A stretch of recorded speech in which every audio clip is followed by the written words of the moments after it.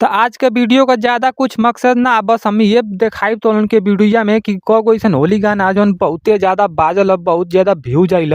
तो हाँ भाई लोन तो सही सुनत हलन। ए वीडियो में बस हम ये बताइब कि कगो अइसन भोजपुरी होली गाना हव जौन बहुते ज़्यादा गाड़ फाड़ बाजल आ गाड़ फाड़ एकदम व्यूज आइल। तो वीडियो के लास्ट तक बनल है।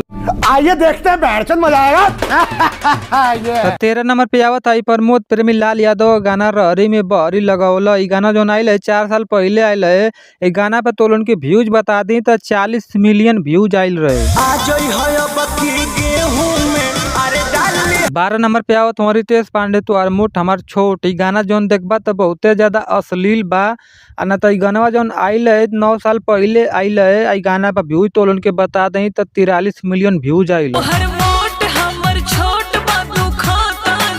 11 नंबर पे आवत अरविंद अकेला कल्लू गाना भौजी के बहन रंगवैया। इ गाना के हम पता ना कैसन इ गाना है। गाना के हम सुन ही ना कहाँ का गाना आवा, लेकिन तो उनके व्यूज बता दी तो 4 साल पहले गाना आइल है। व्यूज पे देखबा तो 61 मिलियन पे व्यूज आइल। 10 नंबर पे आवत हिट मशीन खेसारी लाल यादव बतार मेरा होली में धोखा दिया है। इ जौन गाना आइल है 4 साल पहले आइल है। गाना पे व्यूज तो उनके बताई तो 74 मिलियन व्यूज आइल। 9 नंबर पे आवत हम पावर स्टार लहे लहे रंगम सलवरवा। इ जौन गाना आइल है 3 साल पहले आइल है। गाना पर तो उनके व्यूज बता दी तो 74 मिलियन व्यूज आइल।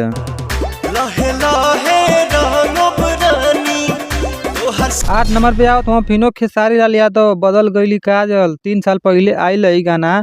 आई गाना पर व्यूज बता दी तो 76 मिलियन। 7 नंबर पे आवत पावर स्टार पवन सिंह कमरिया। इ गाना के तो उनके बता दी तो बॉलीवुड वाला गाना है।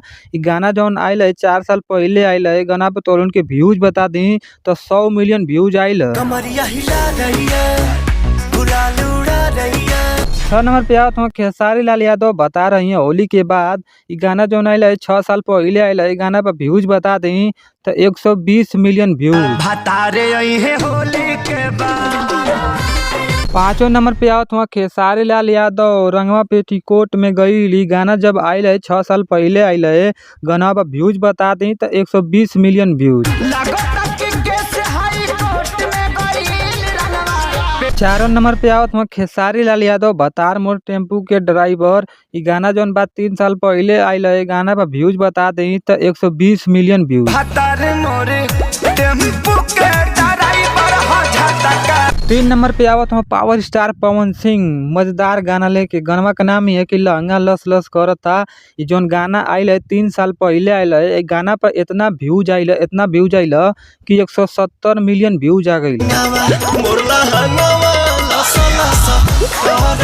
2 नंबर पे आवत है 1 रुपया 2 रुपया खेसारी लाल यादव गनवा। ए गनवा के हम तो उनके बता दी भाई लोन कि ये गनवा के ना सुले देखबा तो लगभग सब सुन गल हुई। इ गाना जौन बात 3 साल पहले आइल है। गाना पर तो उनके व्यूज बता दी तो इतना व्यूज आइल कि 220 मिलियन व्यूज आ गई। 1 नंबर पे आवत है सबसे बढ़िया गाना भतीजवा के मौसी जिंदाबाद। ये जौन गाना बा नंबर 1 पे गाना हव। इ गाना जौन आइल है 4 साल पहले आइल है। गाना पे व्यूज बता दी तो 340 मिलियन व्यूज।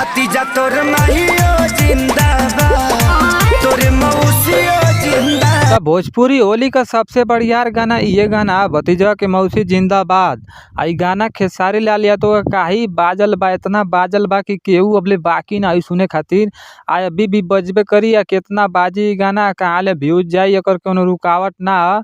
आज होली वाला गाना पर भोजपुरी का जे किंग बा खेसारी लाल यादव हम सब सिंगर इनकी नीचे ही रही हैं। काहे से खेसारी लाल यादव का गाना सबसे ज्यादा होली में गावल गईल आ सबसे ज्यादा व्यूज इन्हीं का आइल होली में। इनकर बहुते गाना है कि जौन बाजल और बहुत सुनल गईल। आ तोलो ने वीडियो में कमेंट करके बताइया लोगन कि तोलोन के कौन गाना एमे से ज्यादा पसंद है। वो तोलोन कमेंट करके बताइया लोगन आ केकर गाना सबसे ज्यादा सुनेला लोगन इहो बात बताइया लोगन। आ ना तो अगर वीडियो तोलोन के पसंद आइल हो तो लाइक सब्सक्राइब कर दिया लोगन। आ मिलत ही अगला वीडियो में। मारन तौने तबरा की लगभग मुंह में लहू फेंके।